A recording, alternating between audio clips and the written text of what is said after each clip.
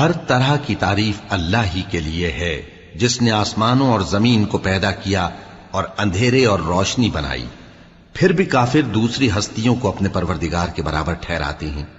وہی تو ہے جس نے تم کو مٹی سے پیدا کیا، پھر مرنے کا ایک وقت مقرر کر دیا اور ایک مدت اس کے ہاں اور مقرر ہے، پھر بھی تمہیں کافروں اس بارے میں شک کرتے ہو۔ اور آسمان اور زمین میں وہی اللہ تو ہے، وہ تمہاری پوشیدہ اور ظاہر سب باتیں جانتا ہے، اور تم جو کام کرتے ہو وہ سب سے واقف ہے۔ اور اللہ کی نشانیوں میں سے کوئی نشانی ان لوگوں کے پاس نہیں آتی مگر یہ اس سے منہ پھیر لیتے ہیں۔